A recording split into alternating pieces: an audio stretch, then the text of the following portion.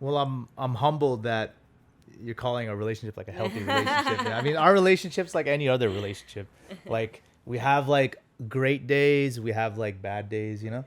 I mean, I feel like the number one component of like a quote unquote healthy relationship is recognizing that it's not all, you know, rose tinted glasses, right? You're dealing with like an actual, like another human being that has their own set of life experiences, right?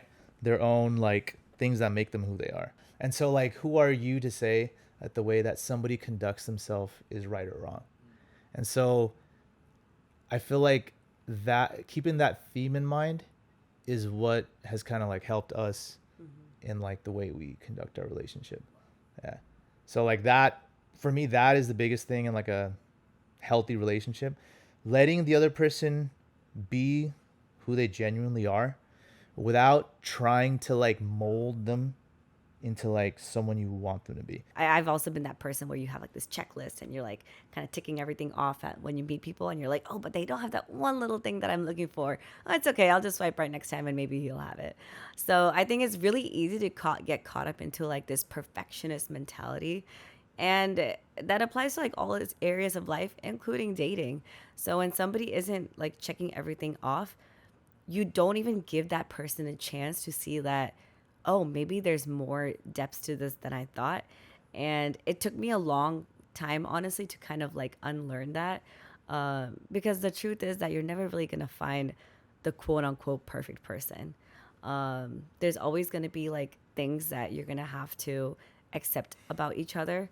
And I'm not saying that like don't like keep your boundaries, obviously, but within reasonable boundaries, there's always things that are going to be an issue. And if you really find somebody who's willing to work with you and see you for who you are, I think it's worth like, you know, diving in the deep end and seeing where things go, which is, I think, kind of what we did here.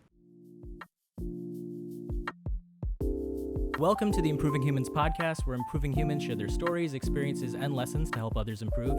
Today I'm joined by not one, but two very special guests, Tushita Shrivastav and Gugu Chohan. Tushita is a clinical research professional who has built a pretty remarkable business as a dance performer and teacher in New York City under the brand Dance with Tushita. In fact, you did something that most people, including myself, thought was impossible, which was teaching my 61-year-old uncle how to dance for the first time. You're a miracle worker.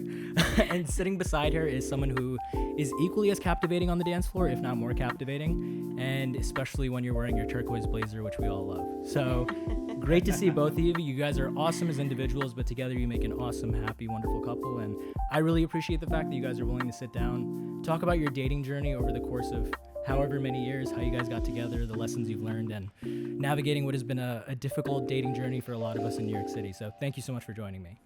Yeah, thank you for having us. That was quite the introduction.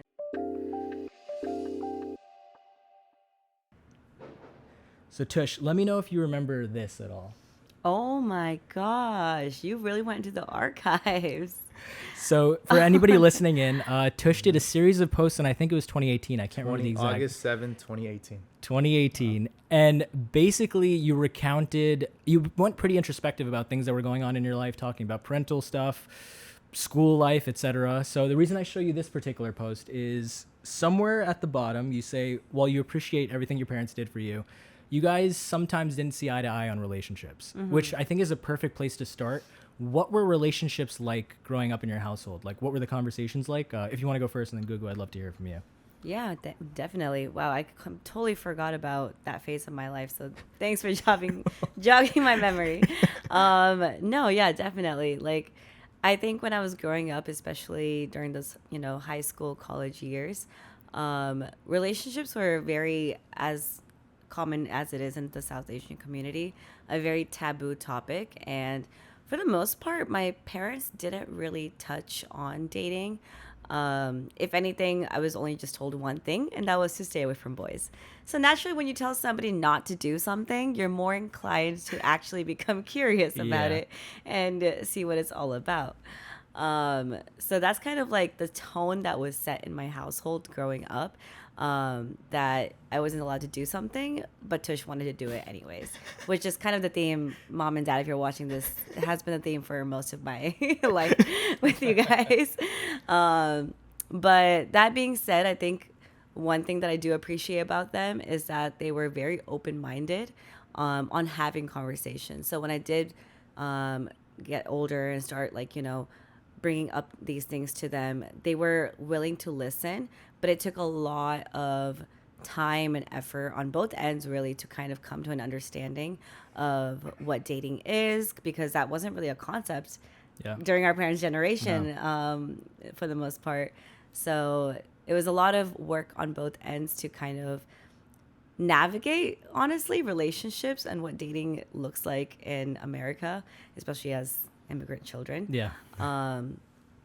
And it was a difficult one for sure. It took a lot of time, but I think I am very happy with at least the effort that both of us have put in, because I'd rather like go through that and go through all the arguments and the fights and the back and forth, and just kind of keep myself closed off and not share anything with them. At least have a dialogue about it. At least have a dialogue, yeah. That makes sense. Gugu, what about you? Did you guys talk about relationships at all, or not really? So I grew up in like a very typical Punjabi household, right? My parents had an arranged marriage. So that means that, to get together, they kind of jump to conclusions, right? And so I feel like the theme of me growing up in terms of relationships or in terms of dating or the talk was always like jumping to conclusions, right? So like I have like a story in high school where essentially, like, I think it was English or something, and I wasn't ready for a test, right? And I ended up playing hooky from school that day. Ended up just like going to like a nearby library, just like spending a couple hours there trying to like ditch the class. And then naturally, like, they called home. My parents found out. They picked me up from school, right? Acting like nothing happened. Once I got home, though, they called me out, right? But like, not only did they call me out, I had never had a single conversation with my parents about girls per se, dating or anything of that nature, right? And then they just got really mad that, I skipped school. They jumped to a huge conclusion, and I was about to go off to college at the time. So like literally they were just like, when you go off to college, like, just make sure you don't bring home a kid. That was the extent of the talk. And then like their introduction to dating, right? So in college, I was a mechanical engineering major, right? I went to UC Riverside. And at the time, I was in this upper division mechanical engineering class. And we had like a final project that I was doing. Naturally, I kind of like procrastinated on it. So man, I was up like 2 nights in a row. So not even like a all-nighter, like a 2-nighter, right? And the second night, I was like in like the engineering lab at like 4 a.m. or something, like maybe 80% done with what I was doing. And like, I'm working in SolidWorks, and like, I don't know, I press like enter on the keyboard, and like the next thing I know, I'm in the hospital. Like I just fainted. Like I've never fainted in my life before that. And the first person who was at the hospital, right, was my girlfriend at the time. And then the school also told my parents that this had happened, right? So naturally, like, they show up to the hospital. My girlfriend at the time is already there, and they have like that Spider-Man like pointing moment, right? Like you, right? And so they didn't ask too many questions, right? Like my mom made the appropriate assumptions, and she just said like the funniest thing to me. She was like, she literally was like, Gugu, it's okay to have a friend, right? But only have one friend. And she was like, in Punjabi, she's like, loka ko diseases both hunti hain, right? And so, which for people that, speak English, it means that like, make sure if you're going to have somebody, just stick with one person, because a lot of people have diseases, right? Which is funny because my mom's a nurse, right? So it's kind of relevant to like what she does. But it was a very weird way to kind of have the talk. I mean, that's just like the extent of like the dating conversation that I had growing up. Yeah. So it's just kind of funny that then later, you know, they've seen a little bit of my dating experience, but we never like talked about it literally, right? And now when I was dating Tush, or when I am dating Tush, right? You know, she's had the opportunity to meet my mom, and I've had the opportunity to meet her family, and it's been a pretty pleasant, interesting experience. So Wow. I appreciate you opening up about that. So like, as you reflect back on that time, did you wish that maybe you had a little bit more discourse, a little bit more conversation, or was it appropriate for the time because of where you were emotionally too? I think the kind of relationship that I had with my parents growing up, it was a very loving relationship, but it was kind of distant in that we didn't like confide in each other as much, right? So I think with that being said, it was appropriate for like the kind of relationship that we had. That makes And sense. then now, I mean, like I'm a lot closer to my parents Yeah. than when I was like growing up. So That makes sense. And are both of you having at least more conversations now at this point in your life with your parents about like relationships, or asking for advice, or just giving updates? Like, how has that been looking back? 100%. Right. Yeah, for sure. Definitely have something to Yeah, not, like nowadays, I think it's like, especially because I'm the complete opposite of Gugu when it comes to like oversharing per se, which is why I love social media as so much as well. But my thing has always been that I love being like telling my people about myself and like what's going on, life updates, like tell me how you're doing kind of thing. And so having that friendly relationship with my parents is what I always wanted to kind of achieve. You're like, you know, you see those Bollywood movies, Hum Saath Saath Hai, like which family actually like grows up like that? Like, there's always like some issue, you know? Yeah. So just like the very like happily ever after fantasy is kind of what I've been kind of dreaming of and have kind of hoped to achieve, especially with like my family, whenever you know, I found my person and whatnot, my sister and everything, even like my friends and whatnot. So because of that, I really, really pushed my parents to like kind of get on my side of things when it comes to dating and relationships. So at this point, there's like nothing I can hide from them in a way. Like when I try, if I even try to, I'll like give it 2 days and I'll probably just tell them like if something happened. Right. Like, so because of that, they've also kind of like now it's gone to the point where my mom kind of just expects me to tell her everything, even when I maybe am not ready to. But yeah, no, I'm very happy with like how things are with my family now, and especially like they've met him, they love him, you know, they have spent quite a lot of time with him at this point, right? Yeah, they have, yeah. Yeah. So it's become like they've like taken him as family, like they it's like all one like big kind of happy family, I guess. Yeah, so I've actually, before I lived in New York, I was in college. So right after graduation, New York has been my entire adult life, per se. So before I moved here, I had like one major relationship in college. And that was like a very like my first time leaving the house, like the first time I'm like living by myself and even though it was on a campus and it was, you know, in your own little bubble. So much independence, so much like curiosity about the world. Like you're very moldable and like, you know, bright eyed like at that age. Not to say that you should lose that, but But you're very impressionable at that like, time. Like, very you're like, yeah, impressionable, yeah. exactly. Yeah. So I joined my Bhangra team and like, you know, found all these like cool, amazing people, became friends with them, got into a relationship for a while. And it was like one of those things that like really taught me that how important it is to be friends with the person that you're with, and you choose to be with. So it taught me a lot about like honestly just friendship and loyalty and what it's like to really commit to somebody. And even though like we were at such a young age, there's a lot of things that a lot of things that were out of control. Like we don't know where we're going to be post graduation. We don't know what's going to happen with our lives like 10 years down the road. So there was a lot of like, what's it called? Uncertainty, which is, a lot, which happens a lot of times like with college relationships. So, it was a very pleasant experience for it being one of my first like major relationships in my life.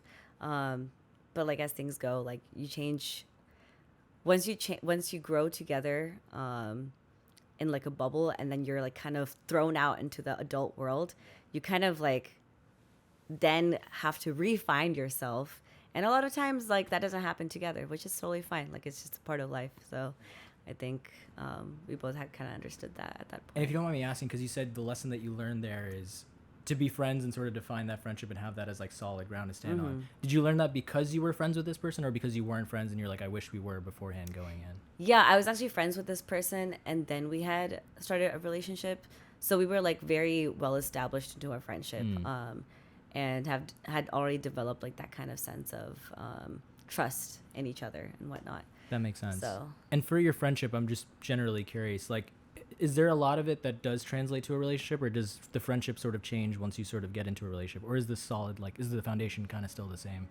That's a good question. I'm trying to think.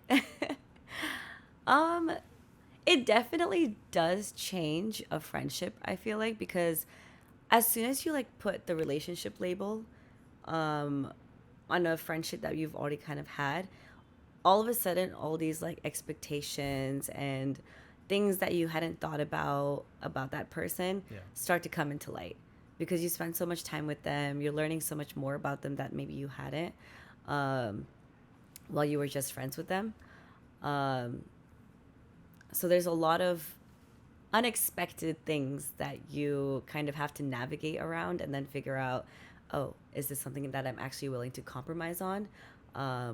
Or is this like kind of a deal breaker for me? So, yeah, it's really just like a matter of luck, I feel like, at that point, whether or not things kind of work out. That makes sense. But, yeah.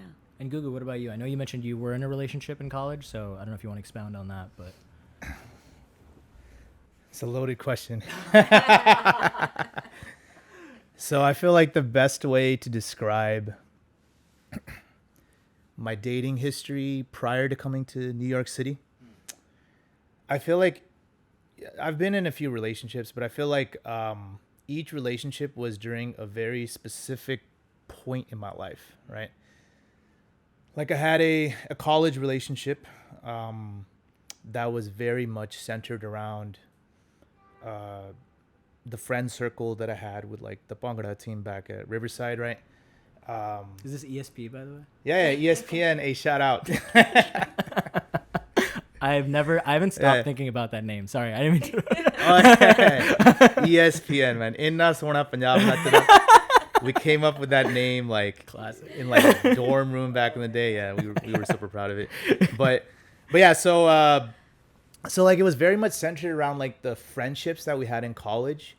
And the thing is, like, because of like the kind of groups that I was involved with in college, be it like the Bhangra team or Sikh Student Association, right? I was always centered around like the Punjabi community, right? And so being kind of like part of a singular community throughout college, and to be honest, throughout a decent chunk of my young adulthood, kind of kept me in like one scope of thinking, if that makes sense, right? Yeah. Like I haven't interacted with a lot of different types of people out there yet.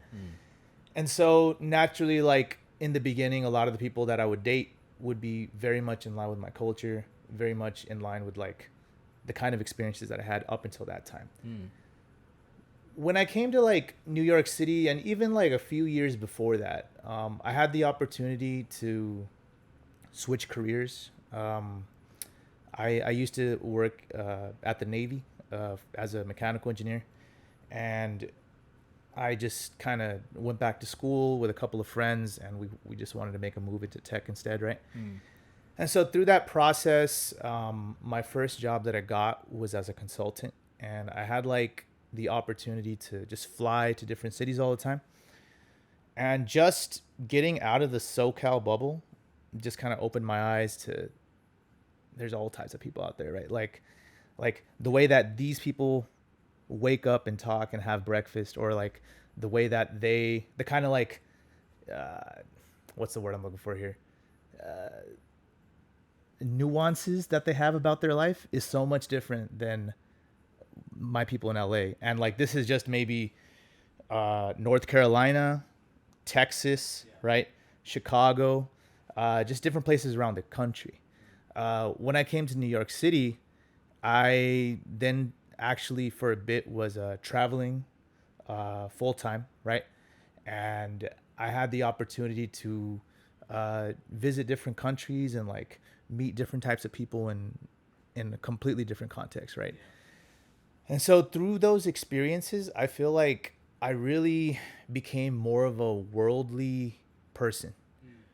And I kind of expanded from the shell that I was, I don't want to call it a shell because, you know, I love my culture and I love my people. Like they're always number one to me. But the thing is like, I got to like experience so many different cultures and so many different communities that I kind of opened my eyes to interacting with different groups of friends, interacting with people that, you know, like I had non-brown friends in college, but the ratio was probably like 80-20. Right? So now like that ratio has expanded quite a bit. And how it kind of pertains here is like it also allowed me to be okay and enjoy dating somebody who's out of my culture. Right. And it has like allowed me to like be excited about new experiences, you know, with people that maybe I'm not used to.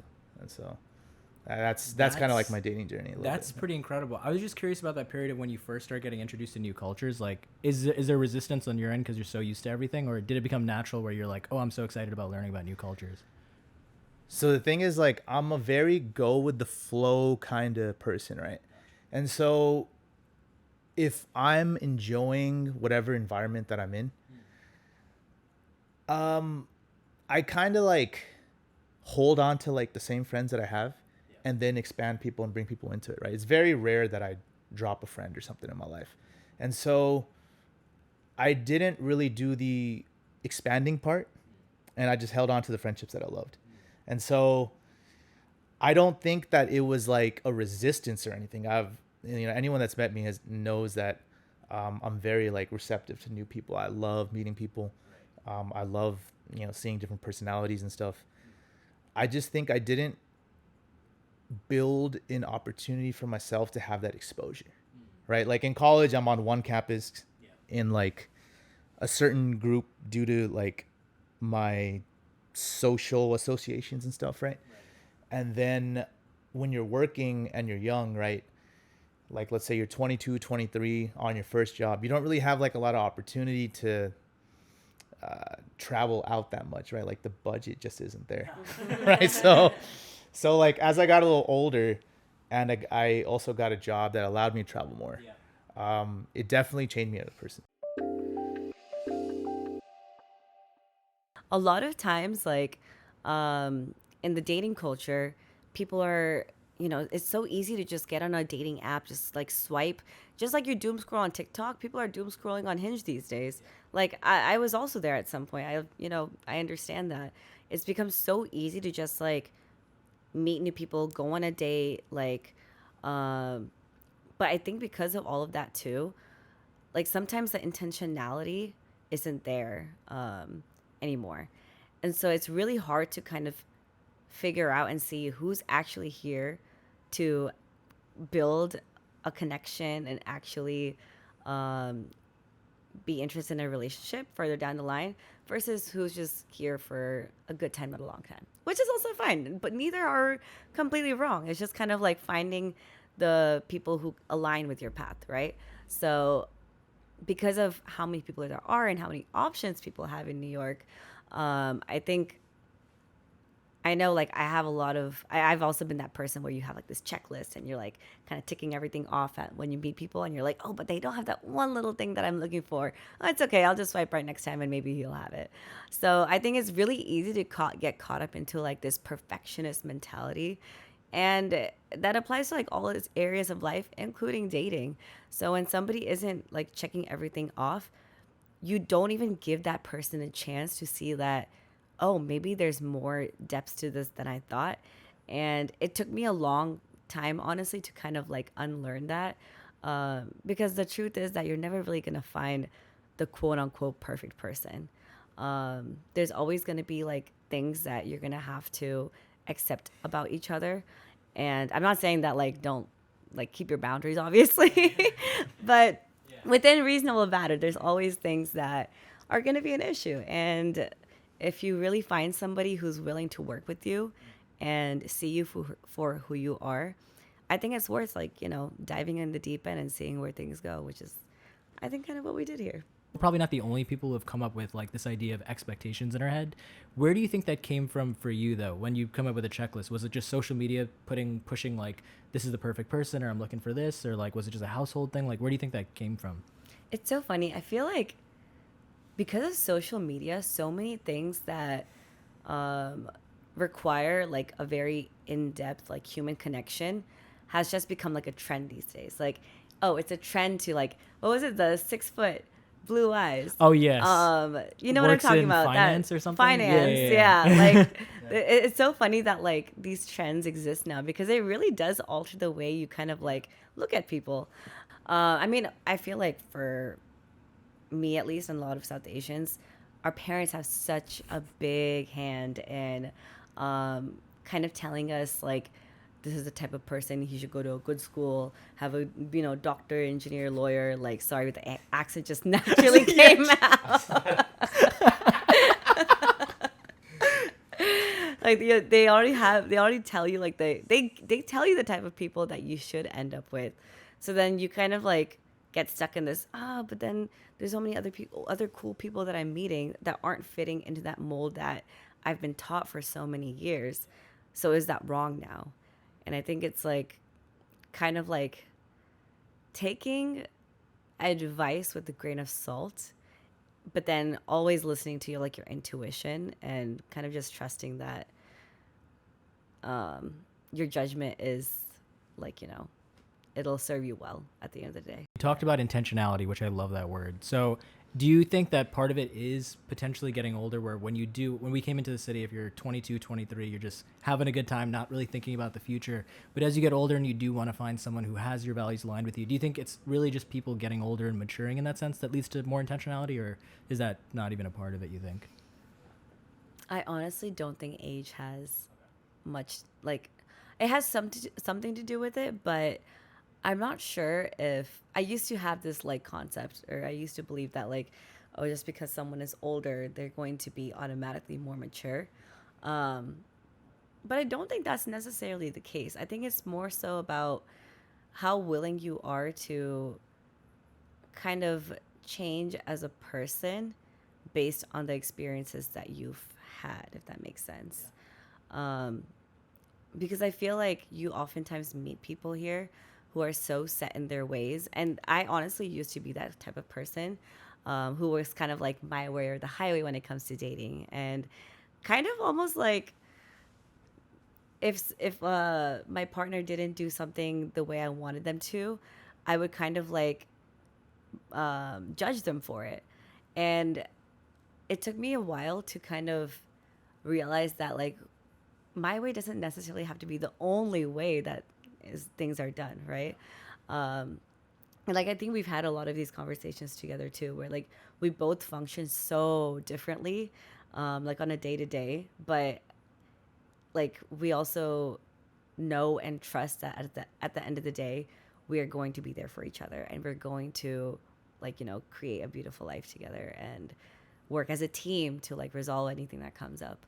So yeah, I think like just having that communication and trust is like big in that. That makes sense. And Gugu, what about your experience in terms of your perspective on New York City dating? Did you see it similarly as like, wow, this is difficult, or were you not thinking about that much? I think I've had a little bit of a different experience, right? So I came to New York City when I was 28 or 29. And I think if I had come when I was like 22, 23, right? I definitely would have had like a phase of the non-committal dating, right?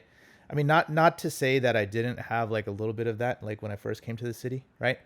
But maybe it was because of like the population of people that I was meeting, right? People that tend to be older, that tend to be kind of over it, right? A little bit, so to say. Uh, I didn't encounter like the usual like New York situations that people talk about. I mean, I guess maybe it's because like the times that I did encounter them, right? I just like either stepped back or like uh, just took it for what it was, right? I didn't really like put too much pressure on it. And so I guess the idea of like the fact that dating, whether it's New York City or whether it's like any other city, right, kind of comes in phases. Uh, I would say that even in my own life, like prior to moving here, right, um, I like the future of like maybe like a family or like the M word, right? Marriage. And all that, right? That was like a distant thought, right? Because like you had so much to tackle in life before that. Yeah. You had to like set your career straight. You were still trying to find like your purpose and like what makes you you. Yeah. And so like now I feel like I've kind of tackled some aspects of that, right? I'm still going every day to to figure out my purpose and to figure out my path, of course. But like, I think like when I got to New York, I was a little bit more secure in like that aspect than when I was like in LA or Southern California in general. Yeah. Nice. And I think that's a perfect segue because what I wanted to ask next is before you both meet each other, where are you both at just headspace wise and lifestyle wise? Like, are you dating? Are you not? Like, are you secure in your career? Just like everything around that's before you end up interacting. Gugu, we can start with you.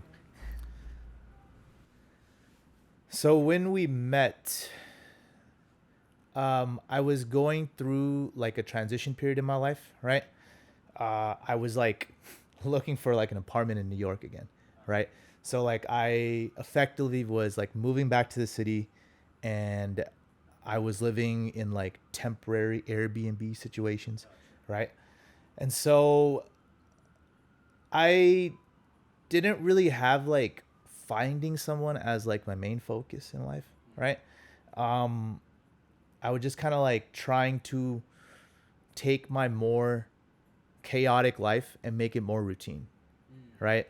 Like me like hopping around different places while I'm traveling, or like me just wanting to settle back into the city, moving back from California and things like that.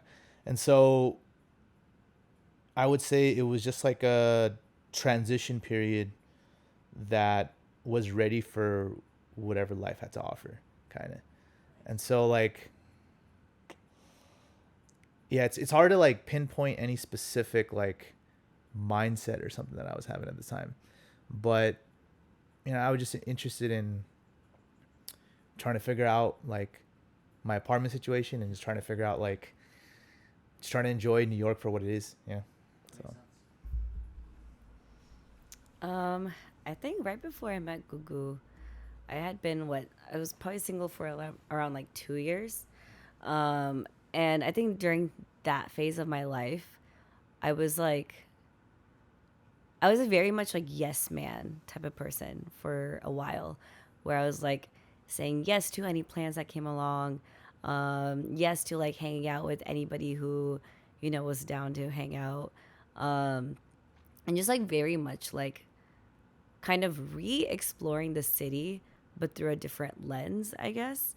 And dating was kind of a priority, but like not like it's been a higher priority before in my life than it was during that phase, if that makes sense. So I wasn't like actively looking to like,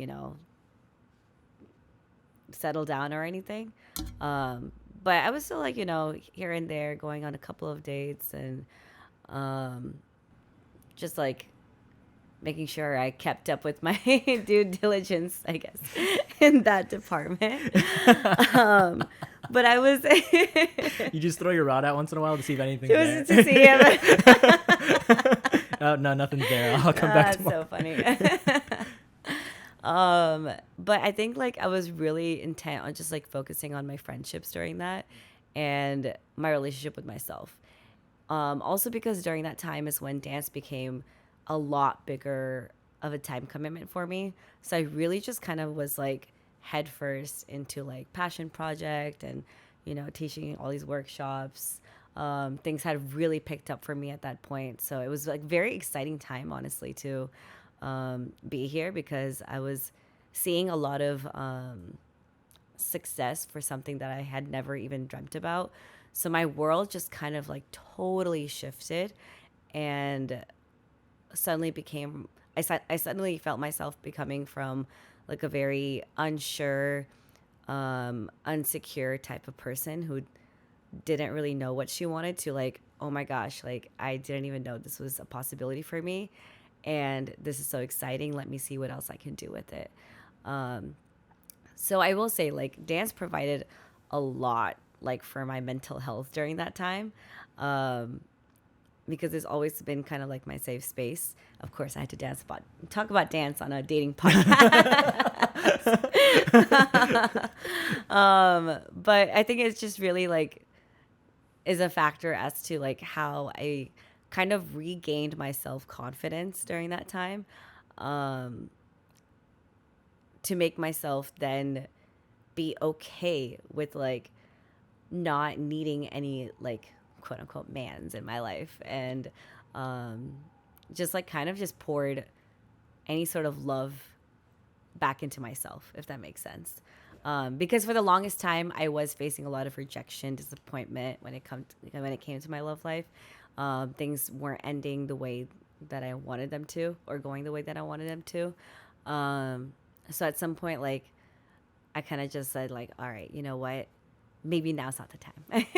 And yeah, and when it will be the time, you'll know. So I kind of just like kept telling myself that to reassure myself. And then just kept doing whatever else I wanted to do at that time. So it sounds a lot simpler now that I say it than it actually felt at that time because I was also living alone. So it was a very like interesting period to navigate because I had never lived alone. I was also like not in Manhattan, so I wasn't getting to see my friends as often.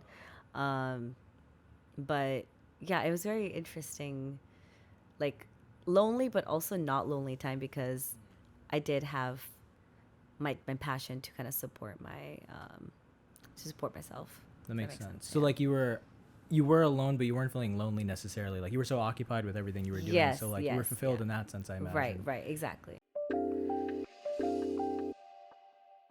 So now for my favorite question that I love to ask couples. How did you guys meet? Do you want to tell or do you want me to tell it? I think, Or we can tell it together. Yeah. Sure. Why not? I mean, how about I start? Okay, then- fine. Nice. So, we met at this rooftop music event, right? Everybody knows No Nuzzer. And funny enough, like both of us kind of almost didn't go. I was at, I think, some gathering in like Jersey the night before and ended up like staying in Jersey with some friends and stuff, right? And so like I had to make it back to Manhattan to end up going. And then like from what she's told me, right? Her parents. My parents were visiting me for that weekend, and staying with me in my studio apartment in LIC. So they were fully visiting me here, and I was on the wait list to get tickets for No Nuzzer that day, because it was also on a Sunday. I don't know why it was on a Sunday. It was on a Sunday, yeah, which was interesting too, right? But yeah, so No Nuzzer, for those that don't know, right, is a brown music group of they have like Punjabi music, Hindi music, some Afro, some hip hop that they mix together. Really cool music group. And somewhere in the middle of the event, um, the DJ like drops like an open toll beat, right? Oh man.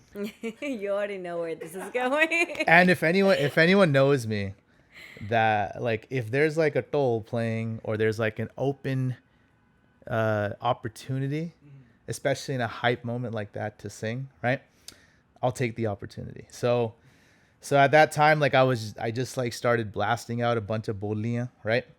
And I noticed her and her circle of friends were like dancing, right?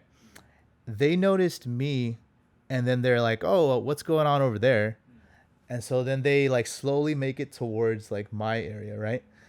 And so then I kind of switch it a little bit up from like singing folk to singing like AP Tillon songs and stuff, right? Like popular songs. Yeah. And like it hypes like the group up We're like all crazy. freaking out. We're all Yeah. like, oh Gugu my knows his God. audience. That's crazy. Yeah. So it was very much like like she was dancing, right? And I was like, singing my heart out. And so like it was very much like a genuine way for both of us to like, we were like completely exactly who we naturally are, right? And so after that, we kind of like just like hung out, like both of our friend circles kind of hung out, we had some drinks and we just kicked it for like the rest of the event. At some point she told me that she was like a dance teacher. Funny thing is, like, I kind of already knew of her, right? There was like, when I moved to New York City, since I'm also like a Bhangra dancer from like back in college, right? I felt like the easiest way for me to make friends, right, would just be like to join the dance scene, right? Ended up like not like doing that, right? Like I actually bought a ticket for one of her classes back in. I have the Venmo transaction history. Yeah. It's from 2021. Yeah, because I was on Instagram. I was like, I wonder like who's in like the dance scene like in New York City, right? And so I found her, right? And I was like, oh, okay, interesting, right? And I bought a ticket for the class. Ended up like not going to the class that night, but lo and behold, like 2 years later, right? I find myself single, and I'm like, a very crucial part, right? I find myself single. I'm like, isn't that same cute chick that was like on that IG page, right? It's like, did I pay her $25 and not go to that class? Yeah, exactly. I'm like, okay. I was like, I feel like I know who you are, right? And so then she comes up to me and she's like, oh yeah, I'm like a dance teacher. I teach like Bhangra, Bollywood, and like fusion, like in New York City. And so I just pretend, like I didn't know who she was. I was like, no way. What do you teach, right? A1 act. Right? Like I was like, there's no way. Like you teach Bhangra. Like I used to be a dancer too, right? And so naturally I just like play off that card, right? She like pulls up her Instagram, tries to like show me who she is. I already know who she is, right? And so at that point she was like, oh, like have you ever danced on like a live team, right? And like, have you ever done like live Bhangra? And like back in college, like my team at one point, like we did like half live, half music. And like I've always been really involved in like the folk scene, right? And so like I kind of just like went like, yeah, of course, like I'm involved in like the folk Bhangra scene, right? And she's like, oh shit, that's really cool. Like we should do like a collab like folk class together, right? I was probably like, oh my gosh, yeah, let's do a collab class. Like you can sing. Like I've always wanted to have like somebody do a bully in my class, like whatever, the whole 9 yards. So we had that conversation going, right? But then like I think after we had that conversation, like her friends were about to dip, right? And like call it a night because it was a Sunday. And so you should probably tell So them. yeah, but also because my parents were visiting, I was like, yo, I gotta go home at some point. Like it's so funny because like even till this day, like my mom like got mad at me that day for coming home late. I'm like, even as an adult, like the curfew still exists no matter how old you are. They're staying in your apartment, right? In my apartment, yeah, fully in my apartment. Sounds good. But yeah, at some point, like knowing like the event is ending, we're calling Ubers to go home, and like I was with two of my friends, Sonali and Trisha, and they were like getting to the Uber, and then for some reason, I just had a feeling. I was like, wait, I feel like I should give this guy my number. He hadn't asked for me, and like the vibes were very platonic, like the entire event. Like there was I didn't no like push like the romantic vibe or anything. yeah, there was no like flirty. I don't know. Like there was nothing. There was nothing like weird going on. It's a secret Riz. But for some reason, yeah, before we got into the Uber, I was like, I should give this guy my number. So I like ran back, like Trisha found him in the crowd again, and like she goes like, oh, like you should come to one of her classes, and so I ended up giving my number to him. And then he texted me the next day, and the rest is history. Fun fact. If it's a fact, I mean it is a fact, but like so like me and my group, right? We were also about to leave the event too. They had already like sat in their Uber. And I feel like the only reason like the number exchange happened is because me and my homie, we just ended up like standing in a very long taco line. I'm not even kidding. Like we were like standing in the line and like how hungry are you? Like, like let's get it, whatever. Right? Line takes a little too long. Next thing I notice is like she's coming back and then she gives me her number. I'm like, oh. Well, these tacos worked out for sure, you know. These tacos taste delicious for some reason. Shout out to the taco truck. Shout out to the taco truck, yeah. Oh man, I think the favorite stories that I love to hear are ones that have serendipity, was just like things happening super randomly and like just happen. Like both of you are maybe not even showing up to this event. Mm-hmm. You just start vibing out. You know who she is, but you play it off like you don't, and then you end up getting tacos. You run from an Uber, which most people usually don't leave their Uber. They're freaking out. They're like, oh, I have a minute left, 2 minutes left. Yeah. So there's a lot that's happening that's just happenstance, and it just works out like that. I just want to take a moment to say that's pretty crazy. That's pretty wild. Have you reflected back on how nuts all of that is? Yeah, no, we've talked multiple times about like how crazy like everything, all the timing must have been. Because like we were both living in New York City, like we could have met at any other given time at like an event or something, but it had to happen that way. It just had to. That is amazing. Wow. So from giving your number, how does it go from there? Like what do you start going on dates? Do you keep it like platonic? Like what happens from then? Yeah. So the next day he ended up texting me and just kind of reintroducing or reminding me who he was because I didn't have his number. And so like naturally he just asked me out on a date. I said yes. But our initial dating was kind of very sporadic. I think also because it was like during holiday season. It was around this time last year actually. Yeah. It was around like the transition time. So we were like going on dates like here and there. But I think like neither of us, we would always have like a lot of fun on our dates, but then like we wouldn't have any conversation in between them. And I think both of us were like expecting each other to like start conversation, but it wasn't. It was just like it felt like it wasn't going anywhere initially because of like the lack of just conversation that was happening, unless we were on the date and physically like together. And if you don't mind just pausing there, like when you guys are waiting for each other to interact, like is it just general hesitancy of like I like this person, I don't want to come off too strong, or like, or have you just been burned so many times that you're like, this is usually not going well? Like, see, for me it was a ladder. For me it was For me I was like, if he needs to initiate, he'll do it, which he did. He was he set up all the dates, he planned all the dates and everything, and so I wasn't really pressed about like the texting thing. And he's also, I've learned now, especially he is not the biggest texter, so that also gives perspective. But it's like awesome for you to share that, because I think a lot of us probably feel like you go through experiences where you do get burned and like now you're worried about coming off too strong or whatever, but yet you're still trying to find your person, right? So you're trying to find a balance between like staying engaged, not staying engaged. So like that's got to be tough, but I'm glad like obviously, it worked out, but like that's a tough thing to go through when you actually like someone. The push and pull initially. Yeah, no, for sure. I think it was like around the third or fourth date where we actually like there was kind of like a flip at some point where we had one of those dates where like we just couldn't stop talking, and it was like, you know how they like always show in those rom-coms like the one of the all-nighter dates where you're just like talking and up all night and everything.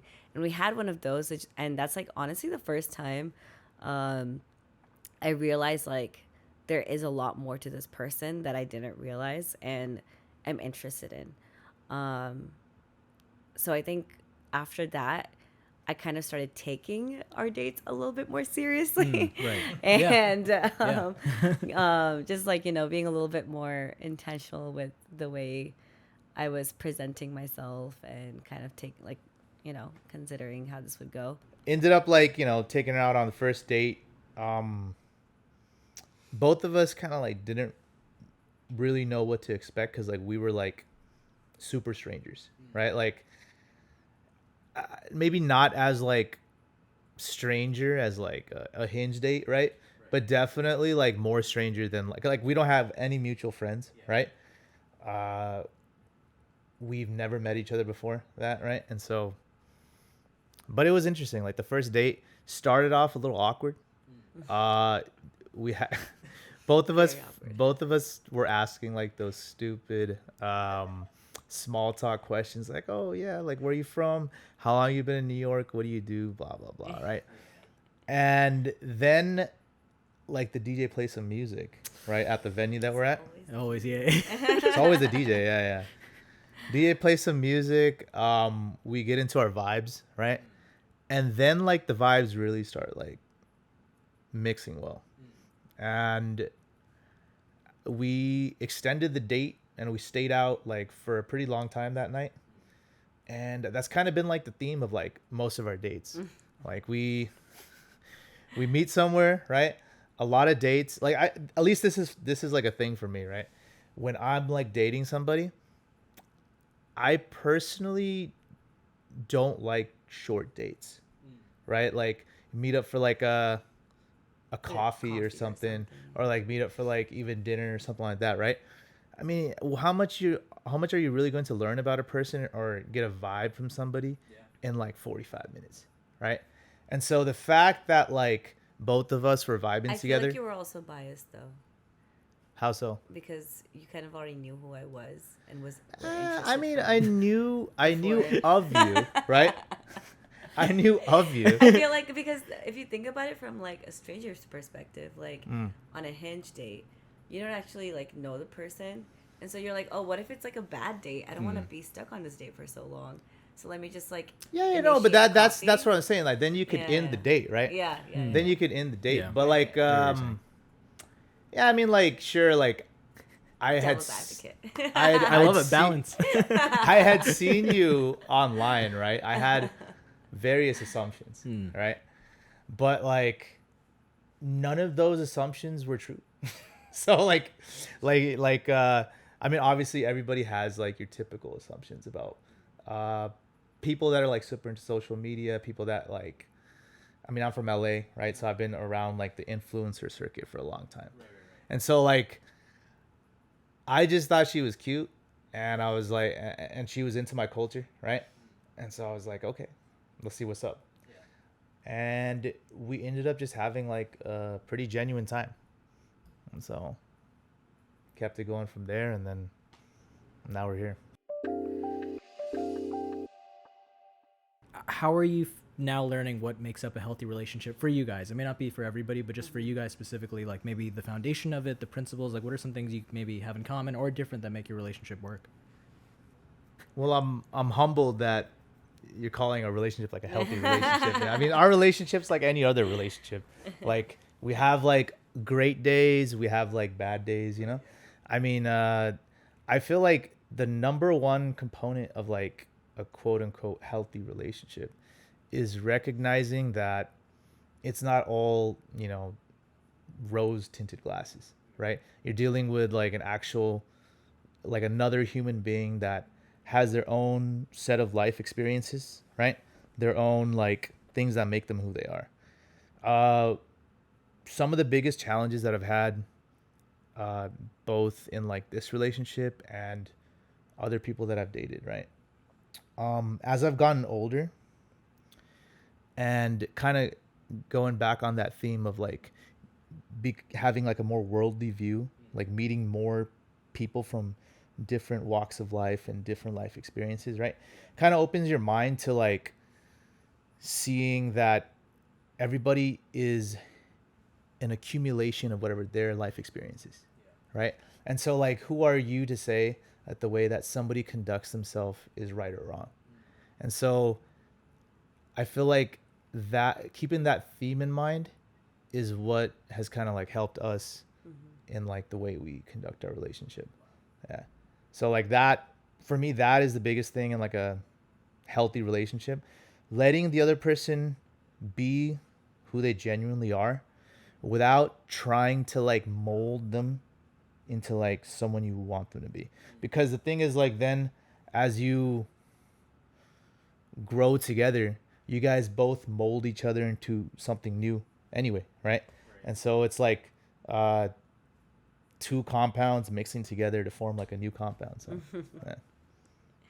Yeah, and I think just to like go off of that, I think like the way that we've kind of learned how to do that is, as cliche as it sounds, but communicating is really like the basis and the foundation, I think, to all of it.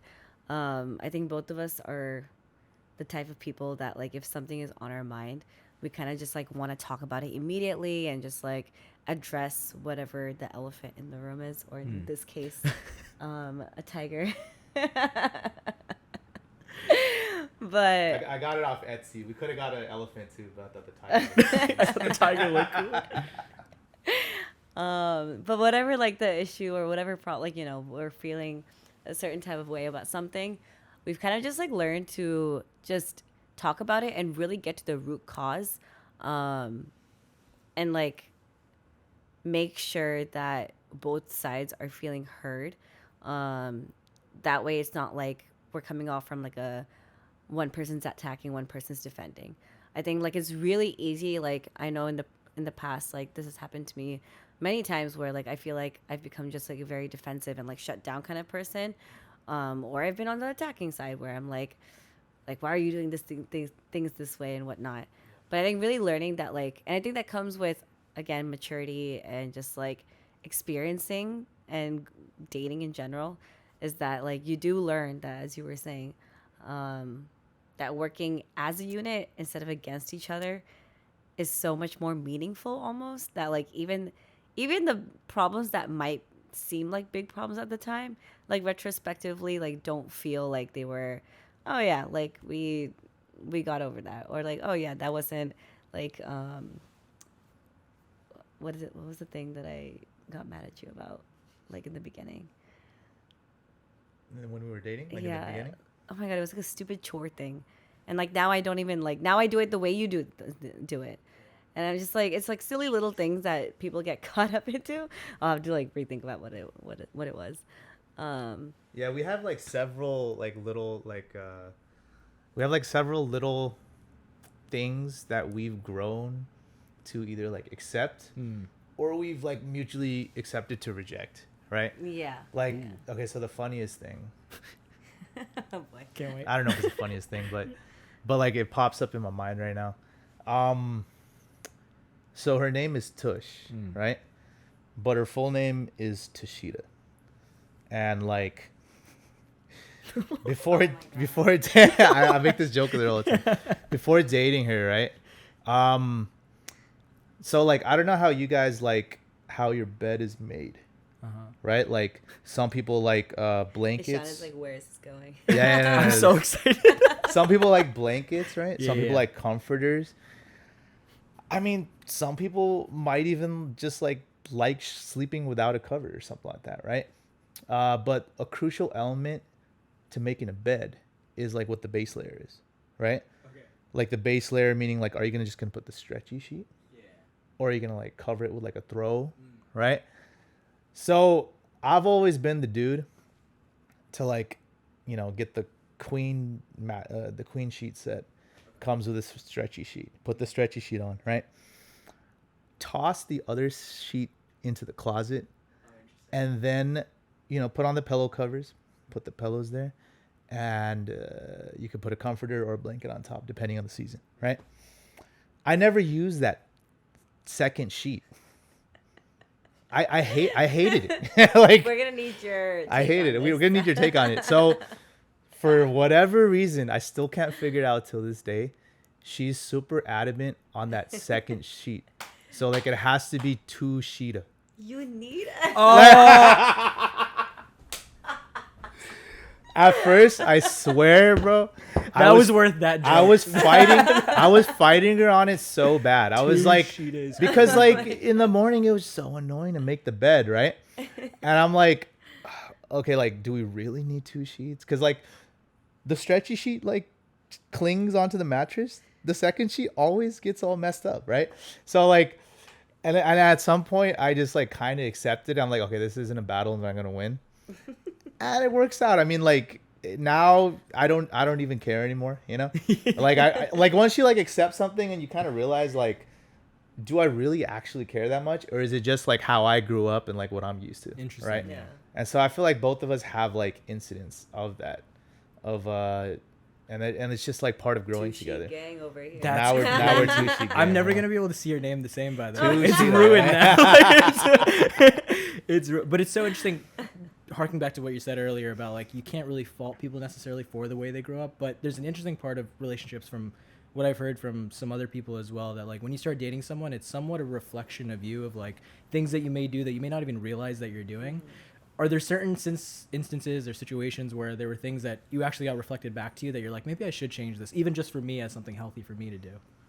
I feel like one thing about myself that I always like used to feel really bad about, and like put myself under a lot of pressure was just like, this sounds like silly, but like just basic procrastination habits, and like always like trying to like do things in like the specific order of like, you know, I need to like be time, like I have this and this time to like do this, I have this and this time, and like oftentimes I wouldn't accomplish those things and put even more pressure on myself because I wasn't getting around to telling myself what I would do. So like very basic, like, you know, kind of internal dialogue that I would have with myself. But it like has been a problem for a long time, and I'm still like actively kind of like working on it, to be like, all right, the way you do things doesn't have to necessarily be exactly the way that society necessarily tells you. It doesn't mean that you're not doing the right thing, or you're not doing enough or whatnot, if that makes sense. Yeah. And I think especially after meeting Gugu and like kind of seeing how he kind of conducts his own life, and it's honestly like kind of how I've aspired to almost for a long time, but didn't have the courage to. So I think seeing that in another person, and also knowing that like you can live life multiple different ways and still get the result you want. It doesn't have to be like this one path, one mindset kind of thing. Has really opened up my mind about like even my approach to life, because it's like deep down I always kind of believed it. I just like didn't have the courage to. So that's like the one thing that I'm really, really genuinely like appreciative of having him around, is that it gave me courage and confidence in myself, that like I kind of needed, I guess. So a little bit more on the Sunty note there. Funny enough, like now that I think about it, I feel like I had a little bit of a pull from the other side, right? Like Tush mentions that. Well, I guess we should start off by kind of making it clear like what we're talking about, right? So like I kind of live my life a little bit less inclined to arbitrary rules, if that makes sense, right? Like I don't feel bad about myself if I wake up at 9 a.m., 10 a.m. instead of waking up at like 6 a.m. or 7 a.m., right? I don't feel bad about myself if I end up like going out on a Monday, right? But the thing is, like, I feel like there is a little bit of growth that I've had where like the biggest thing I've learned like through like my years in New York and like now that I find myself in like a serious relationship too, right? There's always like I guess like when I was younger, I always wanted to be completely free of any like constraint, whether it was like money, whether it was like family responsibilities, right? Whether it was like any other kind of like responsibility as things that you have to do in life, right? Like I wanted to like be successful enough to where everything was taken care of and like live in abundance. And I still crave, working hard to get to that point where I get to live in abundance rather than, a scarcity mindset, so to say. But one thing I've learned is like, it doesn't really matter how high you go or like how abundant you become, right? Or your resources and the people in your life and like the knowledge and whatever you gain, right? At the end of the day, human beings are like social creatures and we live in communities, whether that's a relationship, whether it's a family, whether that's work fam or something, or maybe like a community that you're part of that you feel like is greater than yourself, things like that. You feel a satisfaction helping like people other than yourself or like contributing to a greater whole, right? And so because of that desire to have that sense of accomplishment, you're always going to need to answer to some concept in your life, right? Like for instance, like both of us have had like gym journeys various times in my life, right? Like back in college, like I was a huge gym rat. In like adulthood, I kind of like was into it and then like kind of was off of it, and now like trying to get back into it. And like obviously, she's been like a pretty big gym junkie for like the last like 3 years, right? And so like if you want to maintain good fitness and you want to reach certain goals, well, you have to give up certain things, you have to make certain sacrifices. Same thing in life. Like if you want to grow together in a relationship, you have to make certain sacrifices, right? A funny, interesting example, right? So like I said, like I used to be like a textbook night owl, right? I used to like stay up super late working, and I like just, I don't know, I always, back in the day, I always felt most productive like working late, right? Tush, on the other hand, is kind of like a morning person, or at least like she aspires to be a morning person and like tries to like pursue that every single day. This morning, this particular like morning, right? Last night, I think I was up till 2 a.m. getting some work done. And then this morning, like she was like she had her alarm on to go to the gym. But for some reason, she forgot to turn off the 6:30 alarm. You know what I'm talking about. Like she forgot to turn off the 6:30 alarm. Forget. I've done that so many times. And then, because it's like that everyday thing, right? Yep. Like she wanted to hit the gym at 7:30 that morning, right? So she forgets to turn off the 6:30. We like wake up to the 6:30 alarm, right? Now there's two ways to go about this, right? You could either be like, as like a boyfriend, right? You could either be agitated and be like, oh, you're ruining my sleep, right? Or you can like realize that, okay, the person that I choose to be with conducts their life a certain way, and that's kind of, they've made it like a part of who they are, right? And like conversely, she's also had this struggle, but on the other end, right? Like I love hosting people like at our pad. I love like just having like friends over, having like events like that, right? And sometimes like, once in a while on a weekday, I'll have people over a little late. When Tush lived with herself and, she wasn't like part of a relationship, she gets to control the environment and like the time that all the lights are shut off and when everything, the my way or the highway. The my way or the highway concept, right? Yeah.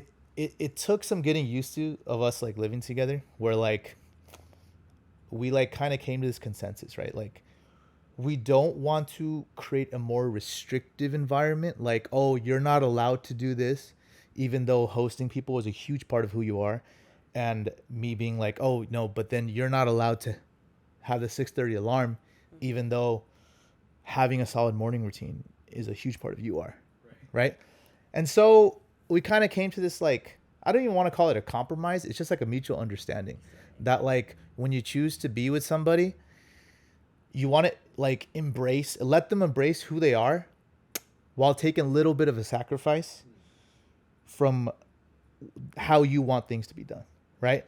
So, like, I'll take a little bit of the sleepiness from the 6:30 alarm. She'll take a little bit of the, taking a little bit longer to fall asleep if I have people over, right?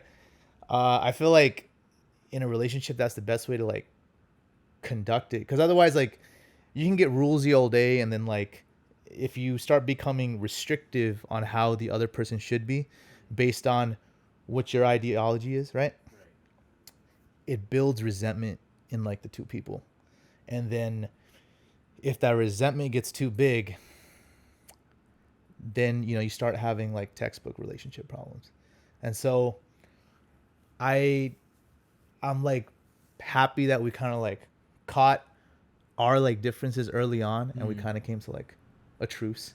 Yeah, right? Mutual understanding. Like Mutual you said. understanding. Yeah. So, yeah, that's my biggest takeaway of, like, I would say, avoiding relationship issues. I think it's like letting each other be who we are independently enough, while also, like, making sure that our relationship and, like, we're still putting effort into each other. Like, as long as that's there, and as long as, like, you're providing support to each other the way you should be, and if the way you are naturally as a person isn't causing any harm to the other person, like, I don't see anything, like, blatantly wrong about that, if that makes sense. Yeah, and I'm sure, like, with the mutual understanding, you also communicate those things of, like, hey, like, I'm recognizing this about you. I don't want to be restrictive at all, but, like, let's move forward, sort of. Yeah. I mean, we're not gonna pretend like, we haven't been, like, agitated at each other, right? We're not this, like, perfect, like, TV show couple or something that, like, oh babe, like, oh no, I'm so sorry, did I step on your toes? Like, it's not like that, right? We actually we do show a little bit of agitation sometimes, right? But I think the one thing that we do really well, which I'm actually surprised at myself too, because I haven't done this that well in the past, right? I think, like, I see her doing this really well, and it's kind of, like, inspired me almost to, like, be a little more tolerant, right? She might have, like, anger and agitation at me in the moment, but she'll just let it slide. And then once, like, the heat's a little lower, right, then we'll discuss it, right? I swear, man, I used to be the guy who, in the heat of the moment, I would just, like, make my point, be really stern on my point, and, like, not be willing to budge right then and there. But it's not a good way to conduct, like, a relationship or probably any kind of interaction you have with a human being, right? Criticism is definitely, like, the worst way to interact with somebody, right? Encouragement and, like, a recognition of, like, what somebody brings to you in a positive light goes way further. And I feel like that's something that both of us, like, are working towards, and hopefully we keep it going. Yeah. That's beautiful. I want to touch on the cultural piece of weekend. So you talk about you're growing up in sort of a singular, at least thinking community, and Tush, you obviously taught Bhangra classes. Like, you love the culture, and you're just sort of embracing that. I saw a funny video I think you guys posted on your story where he was teaching you Punjabi. Yeah. Hysterical, so good. And I think you guys went to, like, a gurdwara recently as well, right? Yeah, we did. How has that experience been with the cultural aspect of it? Like, has it felt great just learning about a new culture, or were there any hesitancies, even from your family, Gugu, of, like, this is someone who's not necessarily Punjabi. Like, how have you sort of dealt with that? Because I know a lot of South Asians deal with, like, even though India is a broad place and there's, other countries as well, we're all sort of near each other, but there's still sort of separation sometimes. So. Right. I mean, this is the first time I think both of us, because you said this too, have dated outside of our religion. I grew up Hindu, but, like, I don't consider myself super religious. Like, I grew up with, like, my parents doing the classic, traditions, the Diwali puja. Like, I grew up with all of that, but at the core, I never found myself, like, super religious and, like, wanting to learn more about Hinduism, I guess. I just kind of like took the information as it came my way. But I've always like loved the spirituality side of it. And that, I think like as I got older, I kind of really embraced that over religion as a concept, I guess. So I didn't really, even though like I kind of got introduced to Punjabi culture and Bhangra in college, I wasn't familiar with Sikhism and what the actual tenets of the religion were. So when we started dating, he taught me a lot, honestly, about Sikhism and like what it stands for and all of that. And it was actually, I was very intrigued to learn about it because I found it a lot, not more interesting, but it was really because I've been, into the culture for so long. It's like cool to see how the cultural and the religious aspects tie into each other. Because I've always heard about like event festivals like Vaisakhi or what's the other one? The Guru Oh, the Gurpurab. Gurpurab, that one that happened Right. recently. Like my parents have always told me about them too. I just like didn't understand the religious aspect of it. So when that's why this past Diwali we actually ended up going to a Gurudwara, and I was like, I've always wanted to go to a Gurudwara to experience it. So we went over to the Jersey one, and like, actually like it just, I think there's like because Sikhism is so in tune with like the oneness and the concept of unity. There's a very heavy spiritual side that I got to experience, and it kind of like really honestly like spoke to me. Like I was telling him afterwards, I was like, oh, we should make this like a monthly thing or something, where we go and continue like learning about it and whatnot.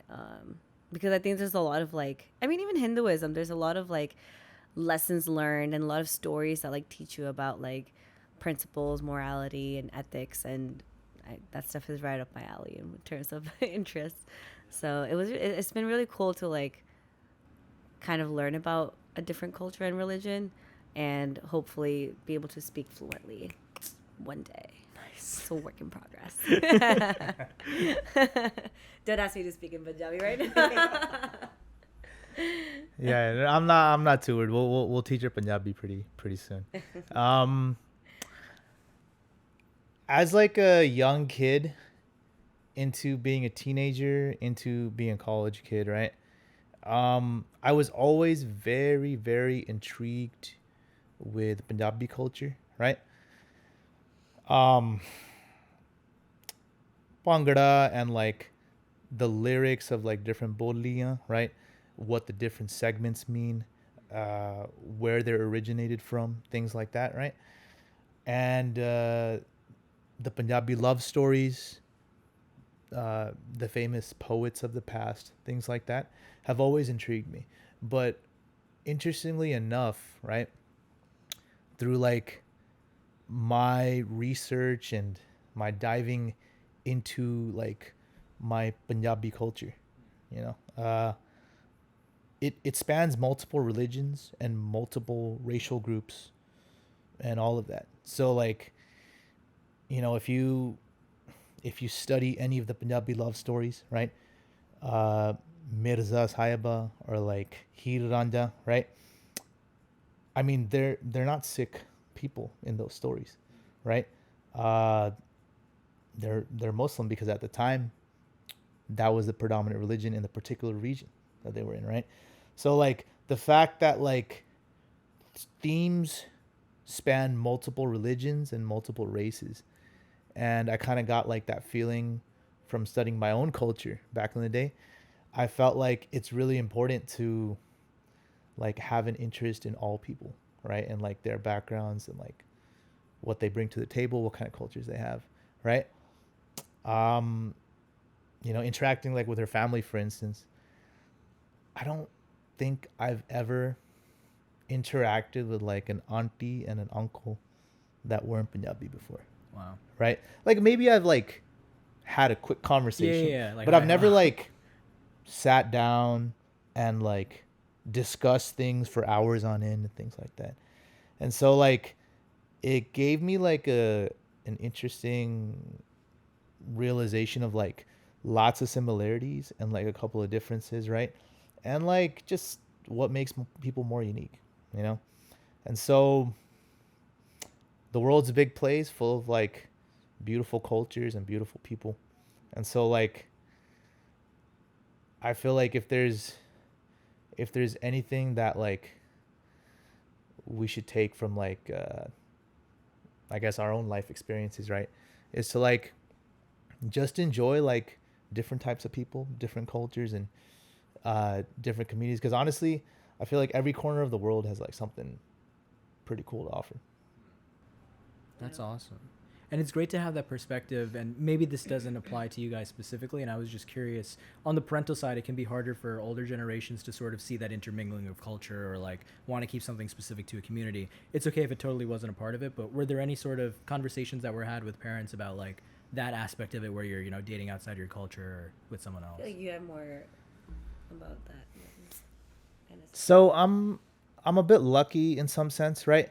Where even though like my parents, I grew up very much your stereotypical Punjabi kid, right? I feel like as I got older, me and my brother, right, we started having like some more open conversations with my parents. Not nearly as open as we have them now, right? But like I feel like my mom, for instance, kind of has like, she came from Punjab back in the day, and I was born in India too, right? So me and her actually came to the U.S. together, and the amount that we've grown from like who we used to be to who we are today is like pretty significant. Like when I was like in elementary school, like first or second grade, I didn't speak any English. I only spoke Punjabi, and there were like some pretty funny instances of just like me confusing what people are saying and things like that, right? And then like my mom, I'm very proud of my mother. She's grown to be like a very strong, independent woman, and she's embraced like the modern world and like what it has to offer. I would say that my mom travels more than I do. Yeah. Like she was just in Japan like the other week or something. And if like she knew the woman that she would become today, like 25 years ago, she'd never believe it. So I think learning more about yourself and like wherever you find yourself to be, right?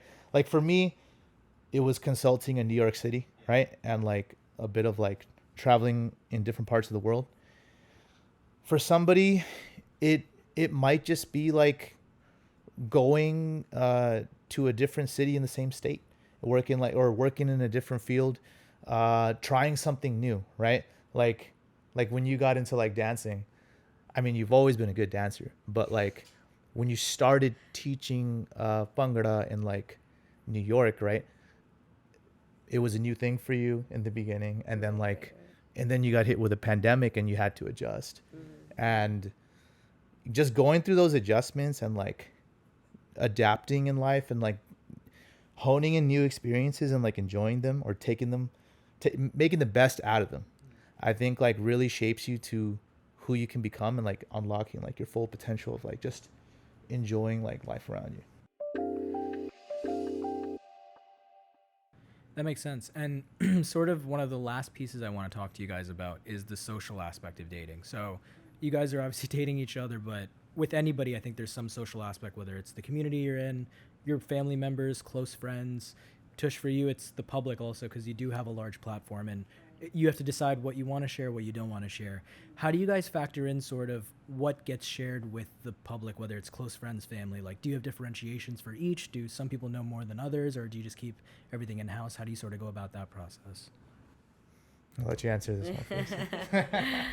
Yeah, I mean, I feel like this has always been a very interesting thing to navigate because so many people approach their dating life very differently, especially like when it comes to social media and whatnot. And I think we actually had a conversation when we initially started dating about how we were going to keep it like a secret and like we're not going to share. I myself was like, yeah, I want to keep my personal life private now. Like I feel like I'm at this place in life where I don't want, like no nazar and all of that. Like I said all of this in the beginning, because like I truly thought at that point that like sharing too much about my personal or my private life could easily just be looked at like negatively, and because people do have a lot to say, there's always going to be haters, there's always going to be people who like talk, but I think like over time I just like the nature of a person, the type of person I am, it's really hard for me to keep things under. I'm a really bad secret keeper. Like that's just how it is. I'm really bad at keeping secrets. Like if there's something I want to share with somebody and like I'm like trying to like wait, or like a surprise party, like I'll give it away. Like it's really bad. It's so I think like we had like a couple of conversations initially about like how comfortable would he feel like on a sharing our dating life on social media, and like how much again we want to share. So it's just kind of like setting those boundaries and conversations, and like kind of talking about things as they go. Like obviously now we're much more public than we were when we first started dating, and I think that just comes with like how comfortable you are with each other also. I know I've like also met people and like had conversations with people who aren't comfortable with putting themselves out there, which is totally fine. Like do what makes you feel comfortable, I think, at the end of the day. And obviously like there's always going to be things that are happening behind the scenes that the public doesn't see, and there's always a lot of things happening behind the scenes that if somebody is posting something, like you should always take things with a grain of salt, I think. The good and the bad. So I think like I'm also trying to navigate that space in terms of like showing that like, yes, I am in a happy relationship, but also like that doesn't mean that things are perfect all the time, and there's a lot of time and effort that is required on both ends to kind of like make that happen. So I'm like kind of in the process of trying to like make sure there's a balance on what I'm sharing, because I don't want to give off the impression that like everything is just like glorified and like romanticized to the point where it's like unrealistic. So yeah, I think it's just like finding that balance for us at least. And I think, like even this podcast is like, who would have thought that we'd be sitting here and sharing, our stories with you here. So you never know. Yeah. Yeah, that makes sense. Gugu, anything to add to that in terms of the social aspect? Well, in this situation, it's very clear, right? That we have one content creator.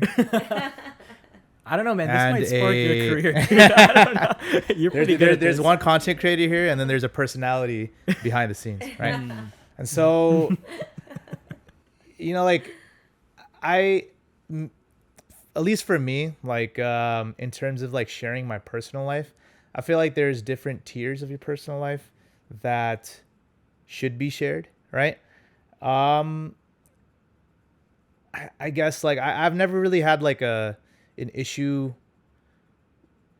being like open to the world, right? Or like having a conversation with people about like what's like going on in my life, or what I'm doing, or like what I'm about, because I have a big belief in it doesn't matter what you do in your life, there's always going to be somebody just like talking down on it, right? Like you could approach things a certain way, and to you that might have been the right decision, it might have been like a good outcome too in what you were trying to achieve, whereas like maybe somebody else is just going to be extra critical of like how something was done or how something was accomplished, right? The biggest example I could think of that is like people's weddings, right? Like you always have like the auntie and the uncle, like several people that are just constantly going to criticize how somebody conducted their wedding or their event, right? while still enjoying it. Yeah. Right, while still engaging in it. And like I think that's like maybe that's just like a brown culture issue, right? That like I feel like maybe we should address in this generation, where people should be entitled to do whatever they want in their life as long as they're not hurting anybody else. And I feel like if you have a passion or you have like a goal that you want to achieve and you want to put yourself out there in a certain way, you shouldn't shy away from it just because you're worried what people are going to say, right?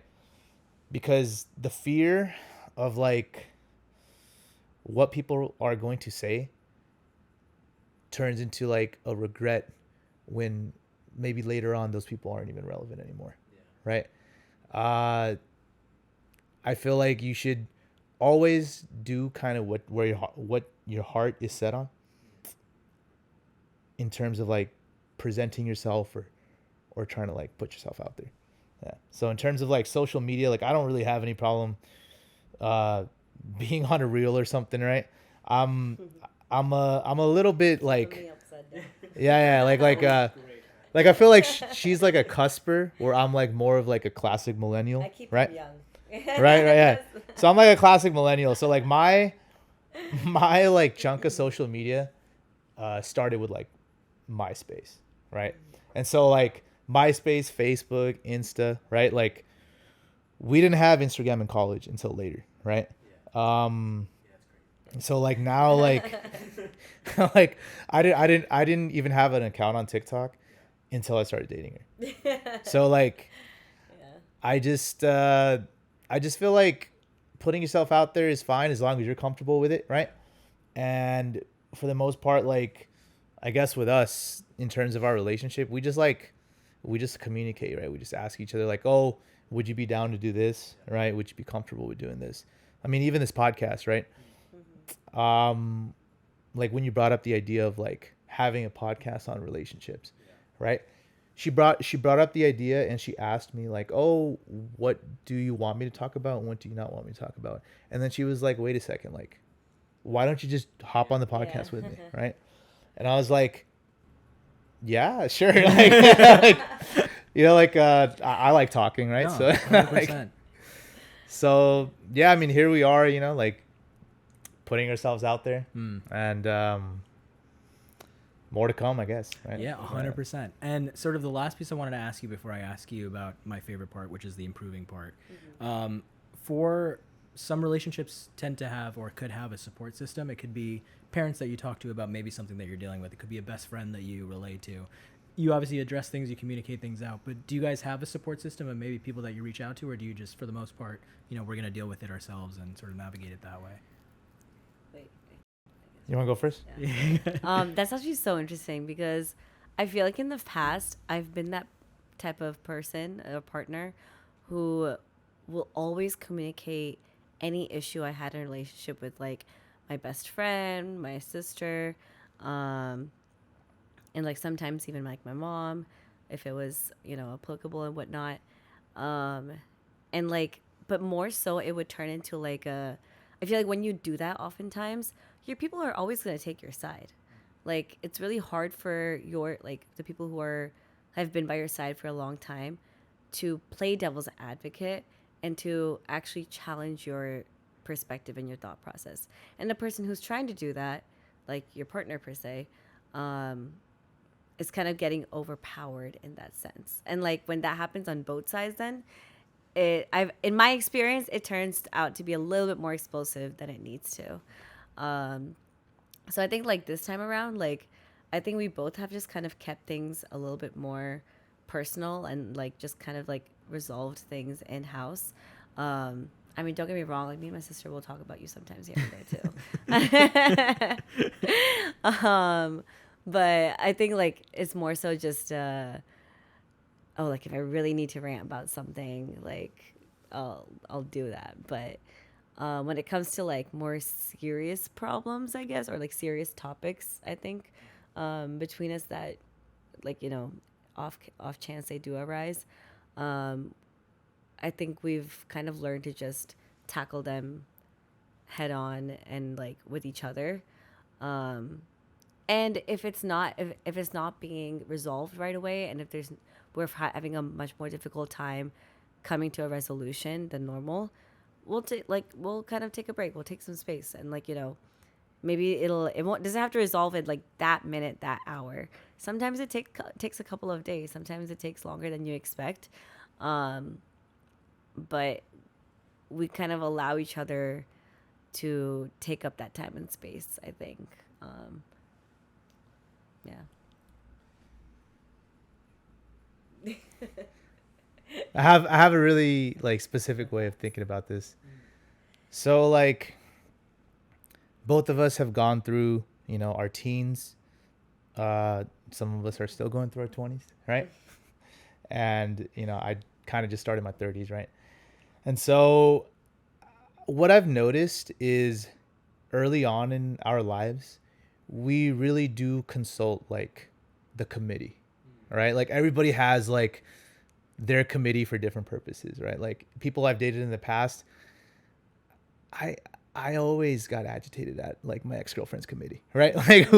Like whoever like I was dating at the time, right? Because as she said, like they would never address my point from either my point of view or like a neutral point of view.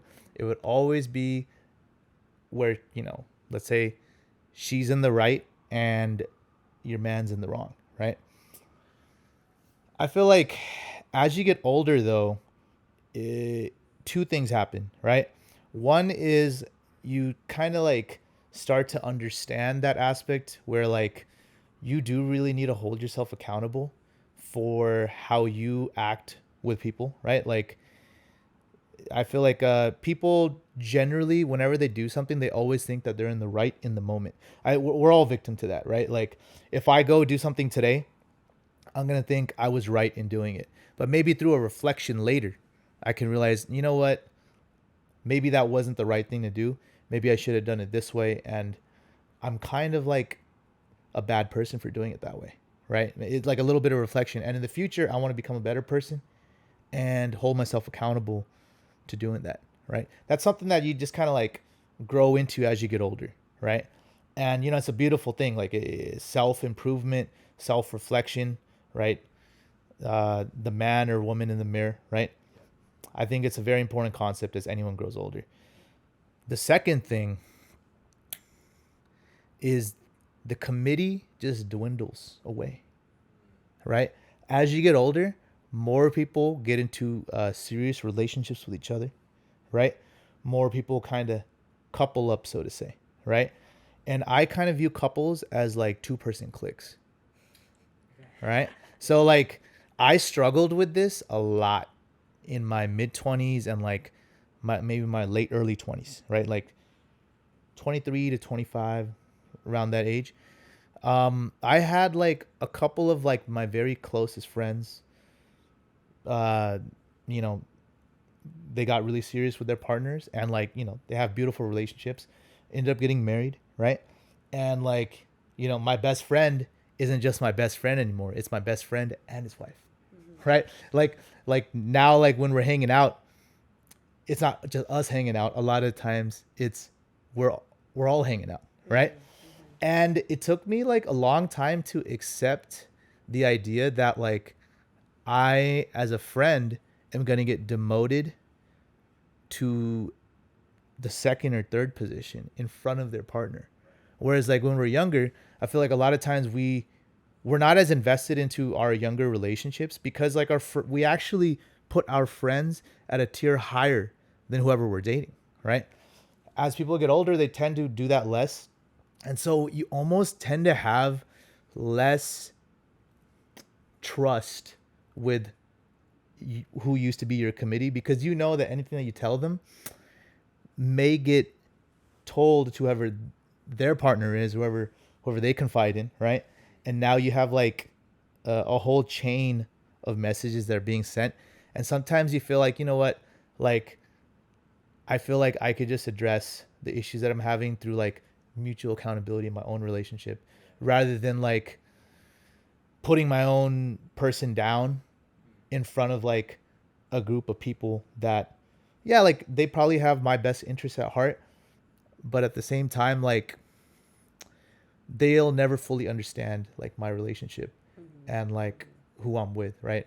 And as you get older, you kind of tend to put your romantic partner as like the highest position, especially if you're like pretty serious about it.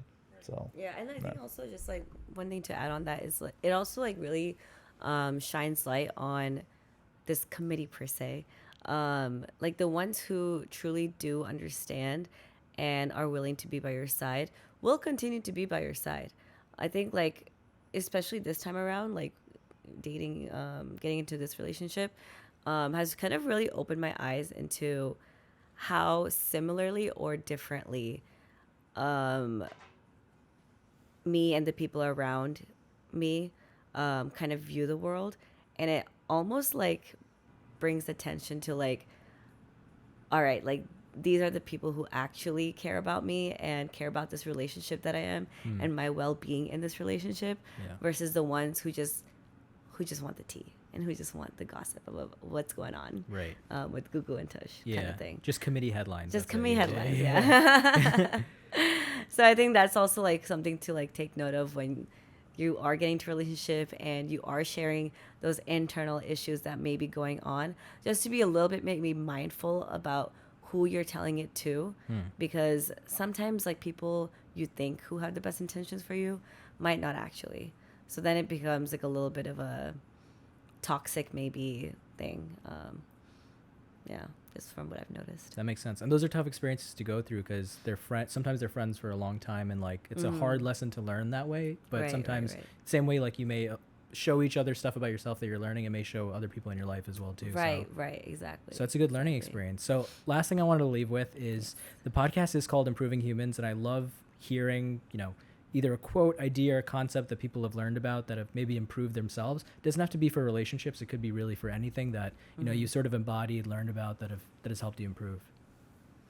I guess like I don't have like a specific quote or anything, but in general, like a concept that I've kind of like lived by for the majority of my lifetime now, is to always like live and let live, and provide a positive space for someone to like feel like they can be themselves. I think like because I've oftentimes like had trouble finding my people or feeling like I've been like accepted in a community, I would never want to make somebody else feel that way. And so I kind of like told myself like growing up and like even like till now, like I would try my best to really be as positive and welcoming to the people around me, because I know I myself have gone through like a lot of anxiety and depression in the past, and you never know what someone is going through mentally, physically. Like it's really hard to know those things. So if you're adding like another layer of external like unnecessary judgment and filter, it just comes off like very not community like. And I think like that's at the end of the day, I am like driven by that. Obviously like with dance and stuff, it's pretty obvious. So I think that's like definitely a concept that has helped me grow as a human overall. Yeah.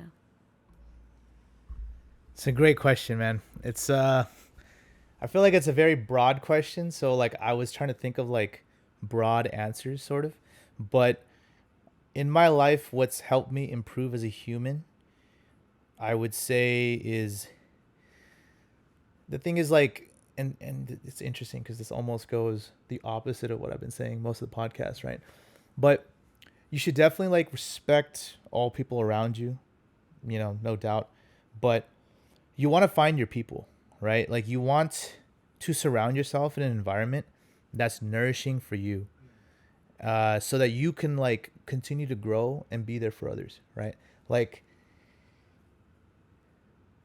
everybody has like a genuine version of themselves. And if it's like truly who you are, there's no great person in history that has ever been liked by everybody, right? Anyone that's made an impact or a dent in this world, had like a bunch of haters and a bunch of lovers, right? And so don't be afraid of like the criticism that life gives you, right? And use that to like find your tribe and your people, right? And like the like going on like in terms of like career, dating, tackling like difficult scenarios or situations, right? I feel like one of the most important aspects of life is confidence. But confidence is an illusion.